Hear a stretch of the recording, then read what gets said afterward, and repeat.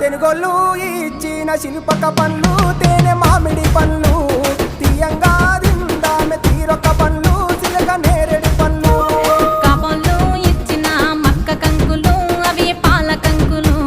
కాల్చుకొని తిందాము కందికాయలు పచ్చి పల్లికాయలు గుజారి గుజారి మామిళ్ళ కిందో నల్ల మామిళ్ళ కింద కుసుమరోళ్ళేసిన కుందన బొమ్మ అది కుందన బొమ్మ